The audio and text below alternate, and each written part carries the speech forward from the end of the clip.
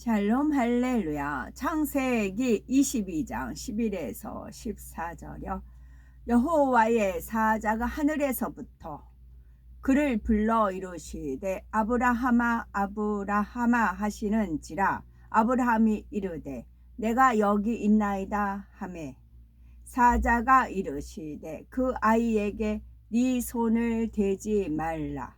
그에게 아무 일도 하지 말라. 네가 네 아들 네 독자까지도 내게 아끼지 아니하였으니 내가 이제야 네가 하나님을 경외하는 줄을 아노라.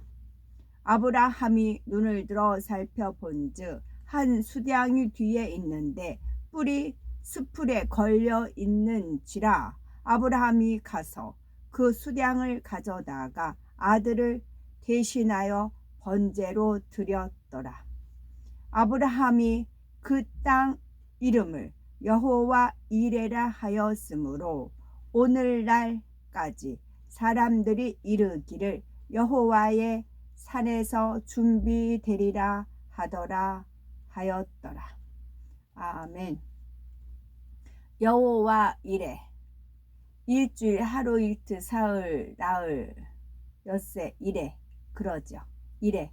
그러면 하나님께서는 6천년 인간 경작하고 1000년 7천년 6일 동안 창조하고 하루 안식한 그날 1000년 앞으로 1000년을 여호와 이레 준비하신다고요. 여호와 그 땅 이름을 여호와 이레라 하였어요. 그러면 앞으로 1000년을 미리 하나님께서 준비를 하신다고요. 미리 1000년을 앞으로 도래할 1000년을 미리 준비하신다고요. 하나님 성품이십니다. 히브리서 11장 19절. 그가 하나님이 능히 이삭을 죽은 자 가운데서 다시 살리실 줄로 생각한지라. 비유컨대 그를 죽은 자 가운데서 도로 받은 것이니라. 아멘. 창세기 12장 1절에서 2절. 여호와께서 아브람에게 이르시되 너는 너의 고향과 친척과 아버지의 집을 떠나 내가 네게 보여줄 땅으로 가라. 내가 너로 큰 민족을 이루고 네게 복을 주어 네 이름을 창대하게 하리니 너는 복이 될지라. 아멘.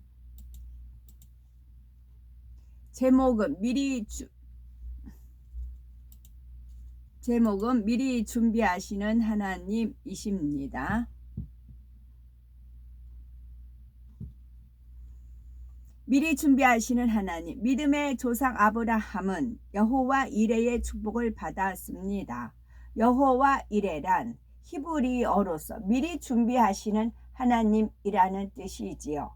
앞서 행하고 준비하며 우리를 이끌어 가시는 하나님을 의미합니다.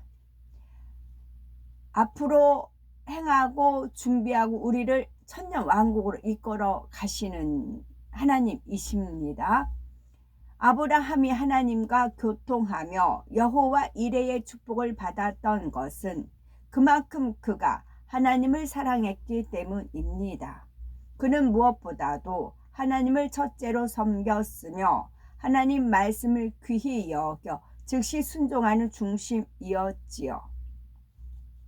우리도 나도 하나님 말씀을 첫째로 여기며 하나님의 뜻이라며 무엇이든 순종할 수 있는 믿음을 가져야 합니다.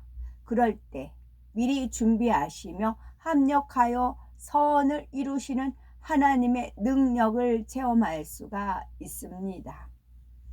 하나님의 말씀을 첫째로 여긴 아브라함이지요. 본토 친척 아비집을 떠나라 했을 때 어떠했을까요? 하나님께서는 아브라함에게 너의 본토 친척 아비집을 떠나 내가 네게 지시할 땅으로 가라. 내가 너로 큰 민족을 이루고 네게 복을 주어 네 이름을 창대케 하리니 너는 복의 근원이 될지라 말씀하셨습니다. 이에 아브라함은 즉시 순종합니다. 당시의 상황에서 본토지척 아비집을 떠난다는 것은 결코 쉬운 일이 아닙니다. 어떤 사람은 나도 아브라함처럼 순종할 수 있습니다 라고 고백할지 모르나 막상 그러한 상황이 되면 순종할 사람이 그리 많지 않습니다.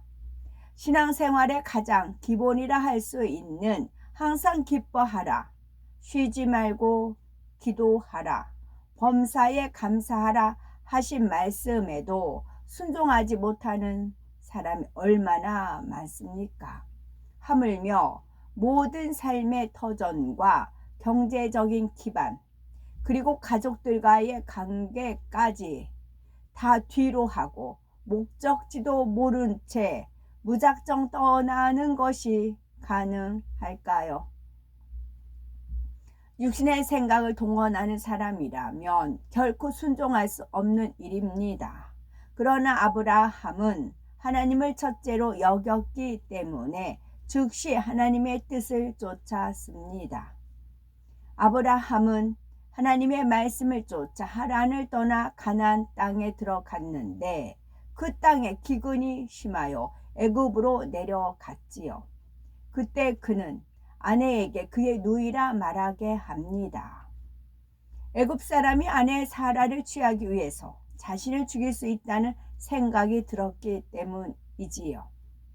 실제로 사라는 아브라함의 이복 누이였으니 이 말이 틀린 것은 아닙니다.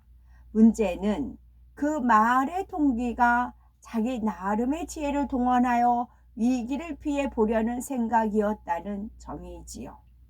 과연 그 지혜대로 아브라함은 아내를 누이라 하여 목숨을 건질 수 있었지만 아내를 애굽 왕 바로에게 빼앗기고 맙니다. 아내를 빼앗긴 아브라함은 번민에 쌓이죠.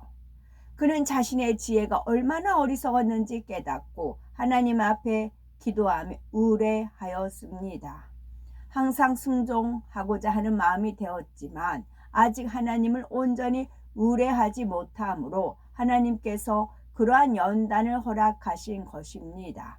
오직 하나님만 의지하도록 하기 위함이었지요. 아브라함이 즉시 자신의 부족함을 깨닫고 하나님 앞에 나오자 하나님께서 친히 간섭하셨습니다. 애굽 왕과 그 집에 큰 재앙을 내리셨지요. 그러니 아내를 되찾아 순간에 문제가 해결되고 애굽에 들어갈 때보다 더 많은 소유를 얻어 나올 수가 있었습니다. 애굽 왕이 사라를 취하려고 아브라함을 후대하여 주었던 양과 소, 노비, 암수, 나귀와 약대까지 가지고 나오게 된 것이지요.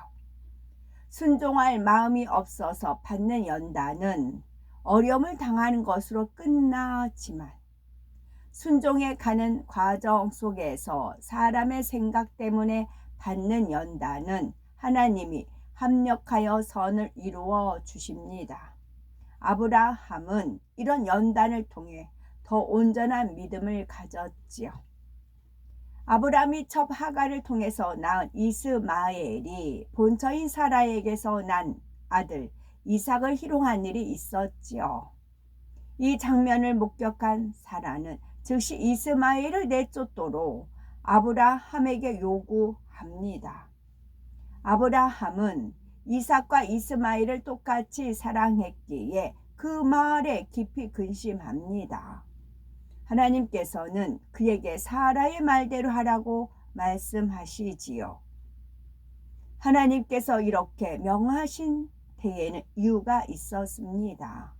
당시 주인은 종을 마음대로 할 수 있는 권세를 갖고 있었는데 하갈은 사라에게 속한 여종이었기 때문이었지요. 육신의 생각을 동원하면 사라를 잘 타이르고 이해시켜서 하갈과 이스마엘을 집에 머물게 하는 것이 더 선하다고 여길 수 있습니다. 그러나 아브라함은 전혀 생각을 동원하지 않았습니다.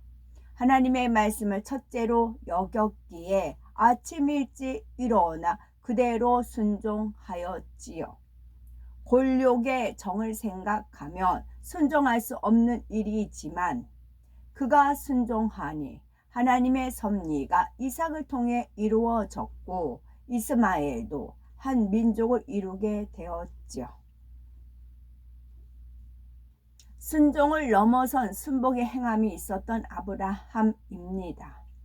아브라함은 연단을 통해서 오직 예만 있는 믿음이 되었습니다.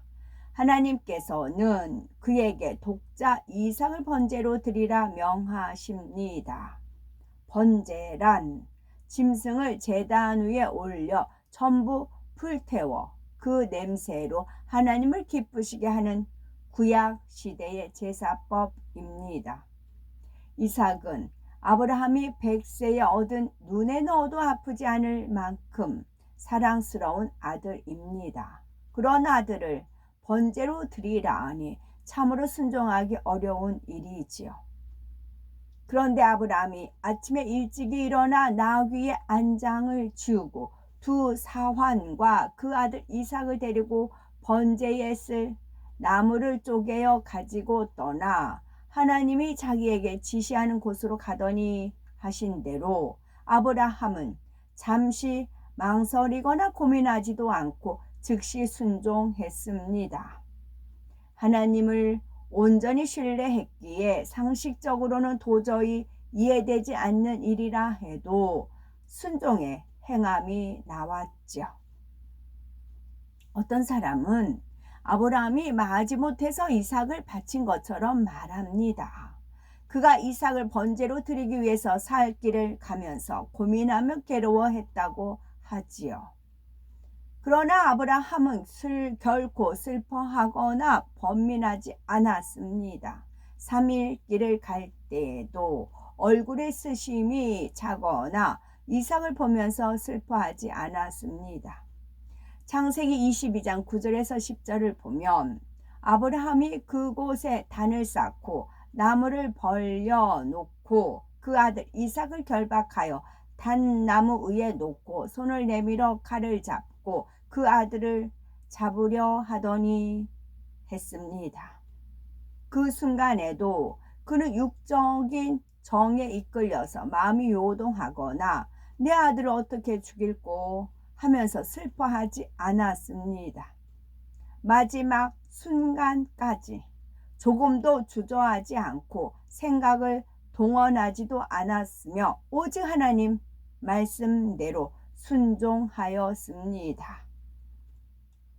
이러한 순종은 어디서 나올 수가 있었을까요?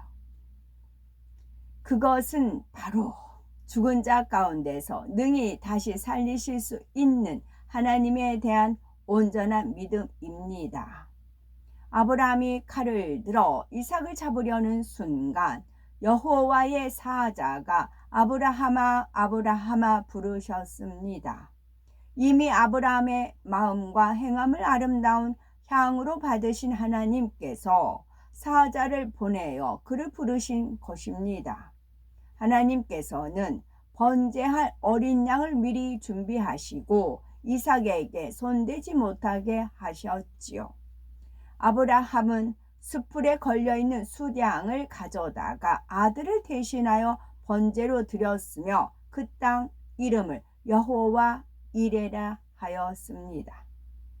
하나님께서는 아브라함에게 네가 네 아들 네 독자라도 내게 아끼지 아니하였으니 내가 이제야 네가 하나님을 경외하는 줄을 아노라 하시고 내가 네게 큰 복을 주고 네 씨로 크게 성하여 하늘의 별과 같고 바닷가의 모래와 같게 하리니 네 씨가 그 대적의 문을 얻으리라. 또 네 씨로 말미암아 천하 만민이 복을 얻으리니 이는 네가 나의 말을 준행하였음이니라 축복하셨습니다. 이처럼 여호와 이레의 축복을 받기 위해서는 하나님의 말씀에 오직 아멘 예 할 수 있는 마음이 되어야 합니다. 자기의 생각을 내세우지 않고 오직 하나님의 뜻대로 행해야 하나님의 인정을 받을 수 있습니다. 복종이 있고 순종이 있고 순복이 있죠. 복종, 순종, 순복의 차이를 살펴봅니다. 아브라함이 믿음의 조상이자 복의 근원이 될 수 있었던 가장 큰 요인은 순종입니다. 죽은 자도 살리시는 하나님을 믿음으로 순종하는 행함을 나타냈기 때문이지요. 그런데 행함은 같아 보여도 그 사람의 마음에 따라 차원이 달라집니다. 누가 시켜서 억지로 하거나 의무감으로 하는 것이 복종이라면 순종이란 설령 이해하기 어려운 일이라도 사랑하기 때문에 100% 따르는 것이지요. 나아가서 순복이란 왜 그 일을 명하는지 의중을 헤아려서 그 이상으로 이루어 드리는 것입니다. 아브라함이 독자 이삭을 번제로 바친 사건은 순종 이상의 차원이었지요. 하나님이 명하시니 의무감에서 억지로가 아니라 하나님의 섭리를 깨닫고 마음 중심에서 온전히 순복한 것입니다. 아멘.